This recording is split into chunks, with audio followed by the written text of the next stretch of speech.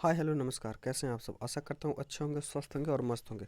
दोस्तों, जब जैसा कि आप सबको पता है कि झारखंड पुलिस कांस्टेबल का फिजिकल का डेट आ चुका है और बहुत ही जल्द उसका फिजिकल और परीक्षा होने वाला है दोस्तों। तो आज की वीडियो में हम लोग झारखंड पुलिस कांस्टेबल का जीएस का प्रैक्टिस करेंगे ताकि आप एग्ज़ाम में बेहतर से बेहतर परफॉर्म कर सकते हो। वीडियो को लास्ट तक बने रहिएगा क्योंकि पूरा देखने से आपको फ़ायदा होगा दोस्तों। एक दो प्रश्न देखने से आपको तो फ़ायदा होने वाला है नहीं। तो आज का हमारा पहला प्रश्न है, जैन धर्म के अंतिम तीर्थंकर महावीर की मृत्यु कहाँ हुई थी। तो देखो दोस्तों, बात कर ले अगर जैन धर्म की, तो जैन धर्म के जो संस्थापक एवं प्रथम तीर्थंकर थे जो वह ऋषभ देव थे। कौन? ऋषभ देव थे। और इन्होंने ही दोस्तों जैन धर्म की स्थापना की थी। और जैन धर्म में अब तक कुल 24 तीर्थंकर हुए हैं। कौन? कितने? 24 तीर्थंकर हुए हैं। और जैन धर्म के अंतिम यानी कि 24वें तीर्थंकर जो हैं वह महावीर हुए हैं। कौन? महावीर। इनका बचपन का नाम था जो था तो वर्धमान था। क्या? वर्धमान। और इनका जो जन्म है वो 540 ईस्वी पूर्व में, कब? 540 ईस्वी पूर्व में वैशाली के निकट कुंडग्राम में हुआ था। कहाँ? कुंडग्राम में। यानी कि ऑप्शन नंबर बी जो हमारा बिल्कुल करेक्ट है दोस्तों। वहीं दोस्तों बात कर ले अगर राजगृह की, तो राजगृह में जो इन्होंने यह जो है मगध साम्राज्य की राजधानी हुई थी। क्या? मगध साम्राज्य की राजधानी हुई करी थी। वहीं दोस्तों बात करें पावापुरी में, तो पावापुरी में इनका जो है दोस्तों 72 वर्ष की आयु में निधन हुआ था। क्या? निधन हुआ था। वहीं दोस्तों बात करें सारनाथ की, तो सारनाथ जो है दोस्तों यह बौद्ध धर्म से संबंधित है। क्या? बौद्ध धर्म से संबंधित है। और सबसे ज़्यादा उपदेश जो है दोस्तों भगवान बुद्ध ने सारनाथ में ही दिया था। कहाँ? सारनाथ में दिया था। और भगवान बुद्ध का दोस्तों ज्ञान प्राप्ति कहाँ हुआ था? तो भगवान बुद्ध को जो ज्ञान प्राप्ति हुआ था वह बोध गया में हुआ था। कहाँ? बोध गया में। एवं इनका जन्म कहाँ हुआ था दोस्तों? तो भगवान बुद्ध का जन्म जो है नेपाल के लुम्बिनी में हुआ था। कहाँ? नेपाल के लुम्बिनी में। तो इसको भी आप ध्यान में रखिएगा। चलते हैं अगले प्रश्न की ओर। और दोस्तों, आप सभी क्लास के अपडेट के लिए और किसी भी इन्फॉर्मेशन के लिए टेलीग्राम चैनल से अवश्य जुड़ जाएं। डिस्क्रिप्शन में उसका लिंक है दोस्तों। बक्सर का युद्ध किसके किसके बीच हुआ था? तो बक्सर का युद्ध जो है दोस्तों कब हुआ था? तो बक्सर का युद्ध जो है दोस्तों 1764 में हुआ था। कब? 1764 में हुआ था। और यह जो हुआ दोस्तों मीर कासिम और अंग्रेज के बीच हुआ था। किसके बीच? मीर कासिम और अंग्रेज के बीच में। यानी कि ऑप्शन नंबर ए जो हमारा वह सही हो जाएगा। कुंवर सिंह की बात करें दोस्तों, तो कुंवर सिंह और अंग्रेजों के बीच जो हुआ था दोस्तों 1857 का क्रांति हुआ था। क्या? कुंवर सिंह का जो संबंध है वो बिहार के आरा के जगदीशपुर से है। और यह जो है दोस्तों एक जमींदार थे। और इन्हें अंग्रेजों ने इनसे जो है इनकी जमींदारी छीन ली थी, जिस वजह से इन्होंने 1857 के क्रांति में बढ़ चढ़ के भाग लिया था। अगला है अंग्रेज और सिराजू दौला। तो सिराजू दौला जो दोस्तों इसका कार्यकाल जो है यह 1756 से लेकर 1757 तक था।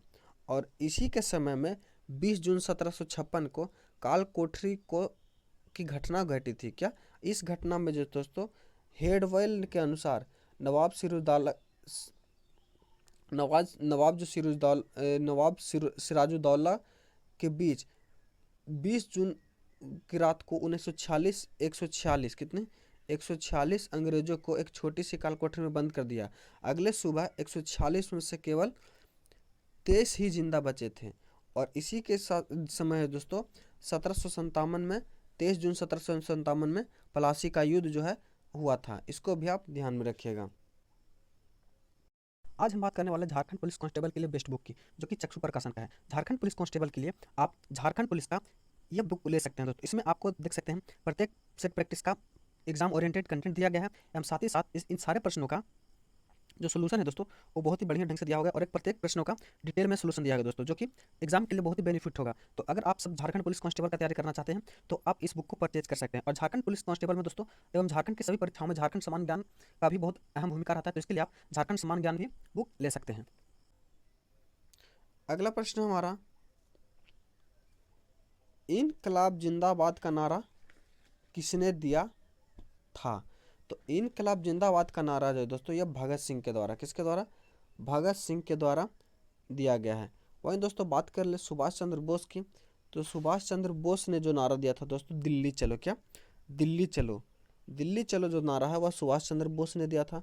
वहीं दोस्तों बात कर ले महात्मा गांधी ने, तो महात्मा गांधी ने करो या मरो, क्या, करो या मरो का नारा दिया था। वहीं दोस्तों बात करें चंद्रशेखर आज़ाद की, तो चंद्रशेखर आज़ाद का एक नारा का नाम आप लोग बताइए दोस्तों। और सुभाष चंद्र बोस की और भी बात कर लें तो सुभाष चंद्र बोस ने जो कहा था दिल्ली चलो, फिर कहा था कि तुम मुझे खून दो मैं तुम्हें आज़ादी दूंगा, और इन्होंने ही दोस्तों महात्मा गांधी को राष्ट्रपिता कहकर संबोधित किया था। और इनको जो है जो नेताजी की उपाधि किसने दी थी, तो इनको जो नेताजी की उपाधि है जो हिटलर ने दी थी। किसने, हिटलर ने। वास्तव रूप से हिटलर के एक सेनापति ने दी थी, लेकिन मूल रूप से हम हिटलर को ही कह सकते हैं। भगत सिंह की बात करें दोस्तों, तो भगत सिंह की मृत्यु कब हुई, तो इनको फांसी पर कब लटकाया गया था, तो इनको फांसी पर जो दोस्तों कब लटकाया गया है, यह आप लोग कमेंट करके बताइए। बात महात्मा गांधी को तो आप सबका पता है दोस्तों कि कब 30 जनवरी 1948 को इनको नाथूराम गोडसे ने मार दिया था। अगला प्रश्न है अर्थशास्त्र पुस्तक किसने लिखी है, तो अर्थशास्त्र जो दोस्तों एक राजनीतिक पुस्तक है, क्या, राजनीतिक, जो कि राजनीतिक पुस्तक है जो कि चंद्रगुप्त के गुरु कौटिल्य या चाणक्य के द्वारा लिखा गया। किसके द्वारा, कौटिल्य या चाणक्य के द्वारा लिखा गया। और इसका जो दोस्तों बचपन का नाम जो था विष्णुगुप्त था, क्या, विष्णुगुप्त। और इन्हें जो दोस्तों भारत का मैकियावेली कहा जाता है, एवं इनके पिता का नाम जो था वह चाणक्य था, क्या, चाणक्य था। और इन्हीं के निर्देश से दोस्तों चंद्रगुप्त में मगध में मौर्य वंश की स्थापना की थी। किसकी, मौर्य वंश की स्थापना की थी। और मौर्य वंश की बात करें तो चंद्रगुप्त मौर्य की, तो चंद्रगुप्त मौर्य का जो कार्यकाल है 322 से 298 ईस्वी पूर्व, कितना, चंद्रगुप्त मौर्य का काल कितना है, 322 ईस्वी से लेकर 298 ईस्वी पूर्व तक जो है इसका कार्यकाल है। और इसका जन्म जो दोस्तों 345 ईस्वी पूर्व में होता है, कहाँ, 345 ईस्वी में पूर्व था। और जस्टिन ने चंद्रगुप्त मौर्य को सेंट्रोकोस्टस कहा, जिसकी पहचान विलियम जोन्स ने चंद्रगुप्त मौर्य से की थी। इसको भी आप ध्यान में रखिएगा। अब बात कर ले दोस्तों आर्यभट्ट की, तो आर्यभट्ट दोस्तों 5वीं शताब्दी में एक प्रमुख गणित, ज्योतिष या खगोल शास्त्री और भौतिक विज्ञानी थे। इनका जो गुप्त काल जो दोस्तों 320 से 555 के बीच इन्होंने दोस्तों आर्यभट्ट की रचना की थी। किसे, आर्यभट्ट ने की रचना की थी। और इन्हीं में उन्होंने दशमलव प्रणाली के दर्शन की विधि को दिखाया था, और दूसरे में ज्यामिति को बारे में वर्णन किया दूसरे खंड में। और इन्होंने ही दोस्तों शून्य की खोज की थी। किसने, शून्य की खोज जो है दोस्तों आर्यभट्ट ने की थी। वहीं दोस्तों बात कर ले कनिष्क की, तो कनिष्क जो है दोस्तों कुषाण वंश का संस्थापक एवं प्रथम शासक, इसके जो है कुडुल कुजुफिसिस थे। और कुषाण वंश का सर्वाधिक जो प्रतापी शासक था दोस्तों वह कनिष्क था। और इस कनिष्क ने अपनी पहली राजधानी जो है पेशावर को बनाई थी, कहाँ, पेशावर को, एवं दूसरी राजधानी जो है मथुरा में बनाई थी। और इसी के शासनकाल में दोस्तों बौद्ध धर्म की जो चौथी संगति हुई थी यह इसी के शासनकाल में कुंडलवर्ग कश्मीर में हुई थी, जिसमें दोस्तों इसमें से किसमें वसुमित्र, अश्वघोष, नागा अर्जुन और चरक जैसे ने जो है इनके क्या बोलते थे, इनके दरबार में रहते थे। अगला प्रश्न हमारा गुरु गोविंद सिंह की माता का क्या नाम था, तो देखिए दोस्तों गुरु गोविंद सिंह, तो गुरु गोविंद सिंह की जो माता का नाम था दोस्तों गुरु गोविंद सिंह, तो गुरु गोविंद सिंह की माता का नाम तो दोस्तों वह क्या था, तो गुजरी श्री थी, क्या, गुजरी श्री। तो ऑप्शन के अनुसार देखेंगे तो इनमें से कोई नहीं, ऑप्शन नंबर डी जो हमारा वह सही हो जाएगा। अब बात कर ले गुरु गोविंद सिंह की, तो सिख धर्म के 10वें एवं अंतिम गुरु जो है दोस्तों गुरु गोविंद सिंह है। सिख धर्म में कुल 10 गुरु हुए हैं। इनके जो पहले गुरु थे वो कौन थे, तो पहले गुरु कौन थे दोस्तों, ये आप लोग कमेंट करके बताइए। और इनका जन्म जो है, किनका, गुरु गोविंद सिंह का जन्म जो है यह कहाँ हुआ था, तो इनका जन्म जो है पटना में हुआ था। कहाँ, पटना में हुआ था। इसको भी आप ध्यान रखता। और इन्हीं ने दोस्तों सिखों के लिए कच्छा, कंघा, कड़ा व कृपान को अनिवार्य कहा था। और इन्होंने ही पाहुल प्रथा की शुरुआत भी की थी। किसी पाहुल प्रथा की शुरुआत की थी। और इन्होंने ही दोस्तों महिलाओं के नाम के अंत में कौर और पुरुषों के नाम के अंत में सिंह लगाने के लिए भी कहा था। और इन्होंने औरंगजेब की मृत्यु के बाद इनका जो पुत्र था दोस्तों, वह बहादुर शाह, इनकी मृत्यु के बाद नेता का पद आया था। और नेता के पद पर सबसे पहले बैठने वाले जो कौन थे, वह बंदा बहादुर थे। कौन? बंदा बहादुर थे। इनको भी ध्यान में रखिएगा। अगला प्रश्न हमारा, मुंगेर निम्नलिखित में से किसकी राजधानी थी? तो मुंगेर जो दोस्तों यह मीर कासिम की राजधानी हुआ करती थी। किसकी? मीर कासिम की, जो कि बंगाल का नवाब 1760 ईस्वी में बना था। कब? 1760 ईस्वी में। इसने अंग्रेजी हस्तक्षेप से बचने के लिए बंगाल की राजधानी मुर्शिदाबाद से मुंगेर स्थानांतरित की थी। कहाँ? मुर्शिदाबाद से मुंगेर को अपनी राजधानी जो है स्थानांतरित की थी। और मीर कासिम ने 1764 में हुआ जो बक्सर का युद्ध हुआ था, उसमें अंग्रेजी सेना के विरुद्ध अवध के नवाब मुगल सम्राट के साथ एक गठबंधन तैयार किया। परंतु इसका नेतृत्व जो है अंग्रेजों की तरफ से हेक्टर मुनरो कर रहे थे, जिस वजह से बक्सर के युद्ध में इन तीनों की हार हो गई थी और अंग्रेजी सेना की जीत हुई थी। बात करें दोस्तों कुंवर सिंह।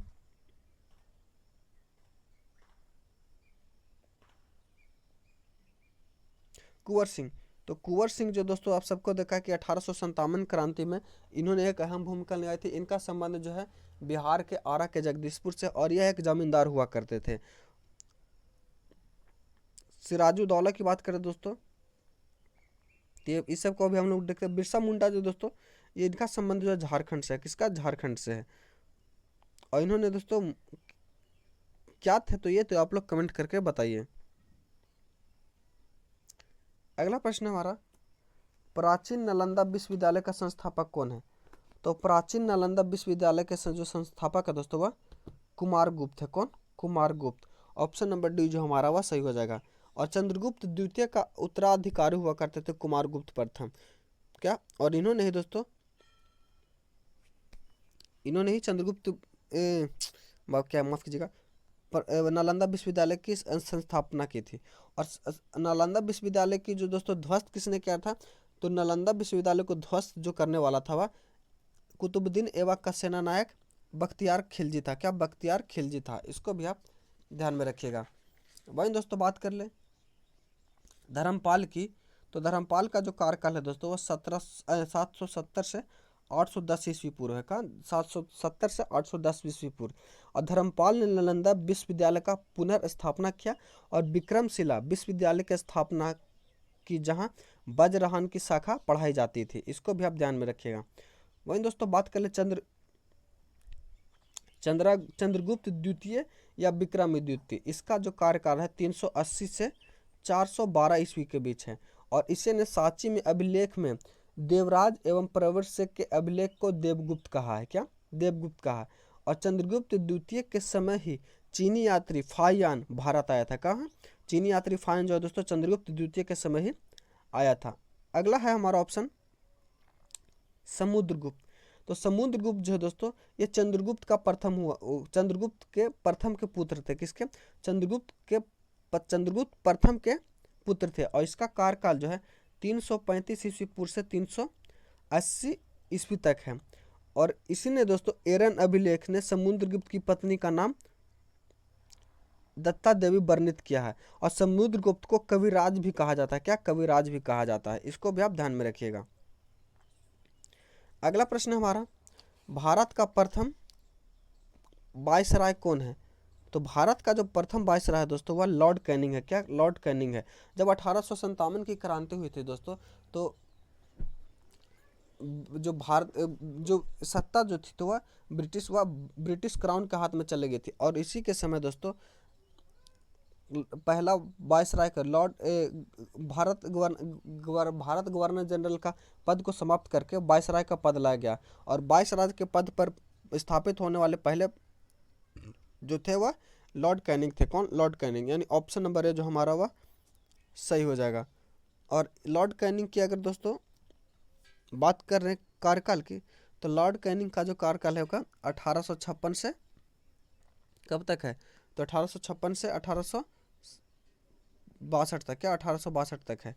वारेन हेस्टिंगस की बात करें दोस्तों, तो वारेन हेस्टिंगस का कार्यकाल जो 1774 से 85 तक है। और इसी ने दोस्तों अपनी कोषागार को मुर्शिदाबाद से हटाकर कलकत्ता लाया था। का? मुर्शिदाबाद से हटाकर कलकत्ता में लाया था। और गीता में अंग्रेजी अनुवाद विलियम विल्सकर को इसी के शासनकाल में, वारेन हेस्टिंगस के शासनकाल में ही गीता का जो अंग्रेजी अनुवाद विलियम विल्किंसन के द्वारा किया गया था। और इसी के समय दोस्तों 1774 का रेगुलेटिंग एक्ट भी आया था, और इसी के तहत कलकत्ता में एक उच्च न्यायालय की स्थापना की गई थी। बात करें दोस्तों लॉर्ड विलियम बेंकेट की, तो इसका कार्यकाल जो है 1828 से लेकर 1835 है। और ये इसी के समय दोस्तों 1833 का चार्टर्ड एक्ट आया था। क्या? 1833 का चार्टर्ड एक्ट आया था। और बंगाल का प्रथम गवर्नर जनरल दोस्तों कौन? तो वारेन हेस्टिंगस ही थे। इसको भी ध्यान रखिएगा। एवं विलियम बेंकेट की बात करें तो इसी के समय दोस्तों सती प्रथा का अंत भी हुआ था, इन्हीं के समय। इसको भी आप ध्यान में रखिएगा। लॉर्ड डलहौजी, तो इन्होंने दोस्तों डॉक्ट्रिन ऑफ लैप्स यानी व्यपगत का सिद्धांत या गोद निषेध प्रथा का भी सिद्धांत का प्रतिपादन किया था। इसको भी आप ध्यान रखिएगा। और इसका जो कार्यकाल है दोस्तों, तो इसका कार्यकाल जो 1848 से लेकर 1856 का है तक है। तो ऑप्शन नंबर इसका जो सही आंसर हो जाएगा हमारा ए हो जाएगा सही। अगला प्रश्न है व्यक्तिगत का सिद्धांत कौन संबंधित है? जैसे इसके प्रश्नों में देखें तो व्यक्तिगत का सिद्धांत, जिसे डॉक्ट्रिन ऑफ लैप्स भी कहते हैं, इसका संबंध जो दोस्तों लॉर्ड डलहौजी से। किसके? लॉर्ड डलहौजी। बात करें लॉर्ड डलहौजी की और कुछ विशेष महत्वपूर्ण तत्वों की, तो लॉर्ड डलहौजी के समय ही दोस्तों 1854 में वुड डिस्पैच आया था। क्या? वुड डिस्पैच आया था, जिसे शिक्षा जगत का मैग्ना कार्टा कहा जाता है। और डलहौजी के समय ही दोस्तों द्वितीय आंग्ल बर्मा युद्ध 1852 ईस्वी में हुआ था। क्या? 1852 ईस्वी में। वही दोस्तों बात करें लॉर्ड कॉर्नवालिस की, तो लॉर्ड कॉर्नवालिस को कार्यकाल जो है कब तक से कब तक है? तो लॉर्ड कॉर्नवालिस का कार्यकाल जो है दोस्तों 1786 से लेकर 1793 तक है। और इन्हीं ने 1793 ईस्वी में अस्थायी बंदोबस्त को लागू किया था। लॉर्ड मिंटो की बात करें दोस्तों, तो लॉर्ड मिंटो प्रथम जो है इसका कार्यकाल 1807 से लेकर 1813 तक ही थे। और इसी के काल में रणजीत सिंह ने अंग्रेजों के बीच जो है 1809 में अमृतसर की संधि हुई थी। इसको भी आप ध्यान रखिएगा। तो अमृतसर की संधि कब हुई थी? तो 1809 ईस्वी में। अगला प्रश्न है हमारा भारतीय राष्ट्रीय कांग्रेस की स्थापना कब हुई थी? तो भारतीय राष्ट्रीय कांग्रेस की स्थापना दोस्तों हुआ 1885 ईस्वी में। कब? 1885 में हुई थी। और इसकी स्थापना में एक अंग्रेजी अधिकारी ए ह्यूम ने प्रमुख भूमिका निभाया था। और इसकी स्थापना जो 28 दिसंबर 1885 को बम्बई के गोकुल धाम तेजपाल विश्वविद्यालय में की गई थी। और इसमें कुल 72 सदस्यों ने हिस्सा लिया था। किसने? 72 सदस्यों ने इसका हिस्सा लिया था। और इसकी अध्यक्षता जो दोस्तों WC बनर्जी ने की थी। किसे? WC बनर्जी ने की थी। बात करें दोस्तों 1895 की, तो 1895 में सुरेंद्रनाथ बनर्जी का कांग्रेस में का जो पुनः अधिवेशन हुआ था, उसके अध्यक्षता 1855 में किया था। आशा करता हूँ वीडियो को आपको अच्छा लगा होगा। अगर चैनल पर नए हैं तो चैनल को सब्सक्राइब कर लीजिए, और वीडियो अच्छा लगा दोस्तों तो लाइक और शेयर ज़रूर करें, ताकि हमें भी मोटिवेशन मिल सके। और टेलीग्राम चैनल से जुड़ जाइए दोस्तों अधिक इम्पोर्टेंट सभी सूचनाओं के लिए। तो मिलते हैं अगले वीडियो में, तब तक के लिए धन्यवाद। जय हिंद।